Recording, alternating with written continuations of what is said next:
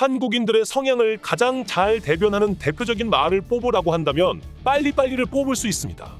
그만큼 한국인들의 급한 성격을 제대로 대변해주는 말인 빨리빨리는 지금의 한국을 선진국으로 만들어준 원동력이기도 합니다. 여유가 없어 보인다는 단점은 있지만 성격이 급한 만큼 일처리가 빠르고 환경 변화에 금방 적응을 잘하기 때문에 한국이 그만큼 빠른 발전을 할 수 있었던 것입니다. 특히 한 해 한 해 빠르게 변해가는 현대사회에서 세계에서 유례가 없을 만큼 빠른 변화를 거치며 세계에서 스마트폰 보급률이 가장 높은 한국에서는 나이가 지긋하신 할아버지, 할머니들마저 능숙하게 스마트폰을 다루고 있어 한국을 처음 접한 외국인들이 이런 광경을 보면 놀라움을 금치 못하면서 엄지손가락을 치켜 세우곤 하죠. 우리의 옆나라인 일본인들의 성격을 잘 대변하는 말은 바로 장인정신입니다. 물건 하나를 만들 때에도 시간과 정성을 들여 만드는 그 장인정신으로 만들어진 물건들과 기술력은 전 세계를 감탄하게 했고 80년대와 90년대에 일본이 만들어낸 워크맨을 비롯한 혁신적이고 견고한 제품들은 전 세계인들의 마음을 사로잡기도 했습니다. 하지만 일본의 장인정신의 이면에는 한 가지만 고집하는 고집스러움과 변화를 거부하는 보수적인 가치관이 자리 잡고 있다고 할 수 있죠. 때문에 변화보다는 안정을 추구하는 일본인들의 가치관은 아직도 팩스와 도장 문화를 버리지 못하는 아날로그 문화로 대표되는 변화하지 못하는 일본의 모습을 그대로 보여주고 있으며 그런 변화를 싫어하는 가치관으로 인해 일본에는 아직도 폴더폰을 쓰면서 과거의 방식을 고수하는 사람들이 노인층이나 청년층에서도 많이 보이고 있습니다. 변화를 싫어하고 트렌드의 변화에 대응이 늦은 일본인들의 성향은 21세기의 급변하는 시대와는 잘 맞지 않다고 할 수 있습니다. 한때 각 분야에서 세계 1위를 차지하고 있던 샤프, 파나소닉, 도시바 등의 대기업들이 몰락해버린 근본 원인이 변화를 싫어하는 일본인들의 성향에서 비롯된 것이기도 하다고 평가되고 있습니다. 과거에 세계 정상을 차지하던 일본 기업들은 당시까지만 하더라도 자신들이 이렇게 몰락해버릴 줄은 꿈에도 몰랐을 겁니다. 세계 1위의 자동차 기업인 도요타가 시장의 변화를 따라잡지 못해 도태될지도 모른다는 전망이 여기저기에서 나오고 있어 일본에 큰 충격을 주고 있습니다. 도요타가 발표한 신형 전기차에 무수한 악평이 쏟아지며 도요타가 한국 차에게 크게 밀려다는 결과를 보여주고 있어 일본 자동차 업계 관계자들이 멘붕에 빠져버렸습니다. Fact King. 2015년도에 파리에서 체결된 파리협정은 내연기관 자동차의 종말을 알리는 신호탄이 되었습니다. 환경오염을 막기 위해 전기자동차를 쓰자는 것이 취지로 이제는 좋든 싫든 간에 10년 이내에는 전기차가 전 세계 자동차의 주류가 될 수밖에 없는 시대가 되고 있습니다. 테슬라가 본격적으로 쏘아올린 포문은 전기자동차 시대를 열게 된 새로운 격변의 시작이라고 할 수 있는데요. 자동차의 역사는 테슬라가 나오기 전과 후로 나눠진다고 해도 무방할 정도로 테슬라는 자동차 시장에 큰 혁명을 가져다 주었습니다. 아이폰이 등장하면서 스마트폰의 시대가 열린 것과 비슷한 상황이라고 할 수가 있는 것이죠. 어느 날 갑자기 나타난 테슬라의 전기차들은 기존까지 힘이 약하고 오래 타지 못해 일반 소비자들에게 외면을 받던 전기차 시장에 큰 혁명을 가져다 주었습니다. 테슬라의 전기차들은 비싼 가격임에도 불구하고 슈퍼카 뺨치는 성능으로 소비자들을 열광하게 만들었고 전기차 시장의 판도를 크게 뒤집어 버렸습니다. 테슬라는 전기차의 미래의 가능성을 보여주었고 전기 자동차는 테슬라의 등장으로 결국 미래에는 전기 자동차가 대세가 될 것이라는 전망을 보여주었습니다. 때마침 체결된 파리협정으로 기존 자동차 메이커들은 새로운 시대에 살아남기 위해서는 좋든 싫든 무조건 전기차로 갈 수밖에 없는 상황입니다. 기존 자동차 메이커들은 큰 변화를 주어야 할 수밖에 없는 상황에 처했는데요.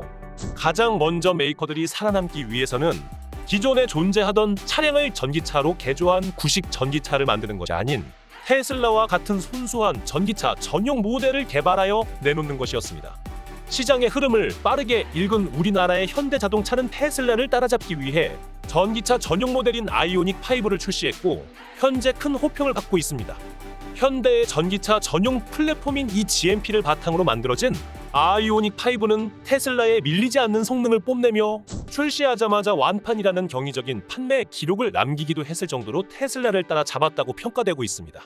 자동차 시장에선 선두주자였지만 전기차 시장에서는 후발주자인 현대는 프리미엄 시장만을 겨냥한 테슬라와는 다른 판매 전략으로 일반 자동차 오너들을 노린 전략이 먹혀 현대의 아이오닉 5는 출시와 동시에 큰 호평을 받았고 테슬라 못지않은 기술력을 가지고 있다며 현대의 주가는 크게 올랐습니다.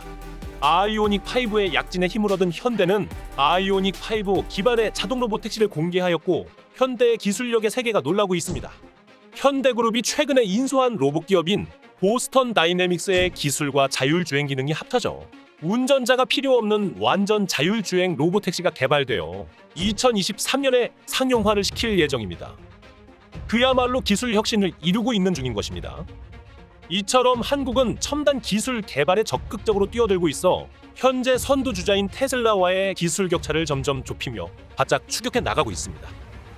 현대가 기술 혁신을 이루며 테슬라를 바짝 추격하고 있는 것과는 달리 도요타는 최근까지도 전기자동차에 시큰둥한 반응을 보여주었는데요. 세계 판매량 1위라는 자부심에 취해서인지 도요타는 아직도 전기차보다 하이브리드 자동차에 집착하고 있습니다. 전 세계에서 가장 많은 하이브리드 자동차를 판매하는 회사이며 하이브리드 자동차는 도요타라고 할 정도로 도요타의 하이브리드 자동차 제조 기술력은 부정할 수가 없습니다. 하지만 과할 정도로 높은 하이브리드에 대한 자부심은 오히려 도요타의 발목을 잡고 있다고 평가되고 있는데요. 다른 자동차 회사들이 전부 전기차로 넘어갈 때에도 도요타만 하이브리드카를 고집하다가 전기차 개발에 뒤처지게 되었고 어느덧 전기차 시장에서 가장 기술적으로 뒤처지고 있는 회사 중 하나가 되고 있습니다. 너무 늦은 시기에 전기차 개발에 뛰어든 도요타는 부랴부랴 첫 전기차를 발표했지만 자동차를 본 사람들의 반응이 너무 시큰둥하여 도요타를 크게 당황하게 만들고 있습니다. 도요타가 발표한 최초의 순수 전기차인 비치4X라는 모델은 도요타가 야심만만하게 내놓은 도요타 최초의 전기차 전용 모델입니다. 테슬라의 모델 Y와 현대의 아이오닉 5와 같은 세그먼트로 라이벌 경쟁 구도가 될 것으로 예상하고 있는 도요타의 비치4X의 상세 스펙과 옵션이 공개되자 전문가들과 자동차 매니아들에게서 도요타에게 실망했다는 반응이 마구 쏟아져 나오고 있습니다. 비치4X의 스펙을 자세히 봤더니 도요타가 최대 라이벌이라고 생각하고 있는 테슬라에 미치기는커녕 현대의 아이오닉의 상대조차 되지 못하고 있기 때문입니다. 작년 출시되어 한국과 유럽에서 완판 기록을 달성한 아이오닉 5와 비치4X를 스펙상으로 비교해보면 그 차이를 확연히 알 수 있습니다. 배터리의 용량, 전기차에게 가장 중요한 주행거리, 최고 출력, 최고 속도, 전륜 제로백, 사륜 제로백, 차량의 크기에 의한 편의성 모든 면에서 비치4X는 아이오닉의 상대가 되지 않는 스펙을 가지고 있습니다. 이 실망스러운 도요타 전기차의 스펙은 내연기관과 하이브리드에서는 최고의 기술을 보여주었던 도요타였지만 전기차 부분에서는 아직 갈 길이 멀었고 한참 뒤떨어졌다는 것을 증명하고 있는 것인데요. 지금까지 현대차가 해외 시장에서 도요타에게 밀리고 있던 이유가 내부 편의 기능은 좋지만 차의 성능적인 면에서 도요타에게 밀렸기 때문에 해외 시장에서 밀리고 있던 것이 지금까지의 구도였다면 전기차에 와서는 도요타가 현대차에게 모든 부분에서 한참 뒤떨어져 있는 것이 밝혀졌습니다. 거기다 도요타가 게임 체인저가 될 것이라고 주장한 전고체 배터리조차 지지부진한 상황이라 더더욱 도요타에게는 암담한 미래만 남았습니다. 마치 시장에 판도를 바꿀 비장의 무기처럼 전고체 배터리를 준비하고 있다고 발표한 도요타였지만 도요타가 자신하던 만큼 전고체 배터리의 개발이 순조롭지 않았고 심지어 이마저 한국 기업들의 기술적인 추격에 큰 장점을 잃고 있습니다. 자신들이 전기차에서 답이 없다는 것을 깨달은 도요타는 아예 편법을 사용하여 미국 의회에 로비를 하며 전기차 시대로의 전환을 늦추기 위한 시간 벌기에 들어갔지만 이것조차 실패해버렸습니다. 뉴욕타임스에 따르면 도요타의 고위 간부인 크리스 레이놀즈가 미 의회 지도부 인사부와 비밀리에 접촉해 바이든 행정부에 수십억 달러 규모의 로비를 진행하며 전기차 투자를 견제하였다고 보도했는데요. 전기차로 흐름이 바뀌는 시기에 자신들의 기술력이 따라가지 못하자 로비라는 편법을 사용하여 시간 벌기를 하려고 했던 것입니다. 하지만 언론에 들통나 실패해버렸고 결과적으로 도요타는 시대의 흐름을 따라잡지 못하고 뒤처지고 있습니다. 현재의 도요타의 행보를 보면 소니와 도시바가 무너질 당시의 흐름과 비슷하게 진행되고 있어 도요타의 미래가 그리 밝아 보이지는 않습니다. 시청해 주셔서 감사합니다. 오늘도 좋은 하루 되세요.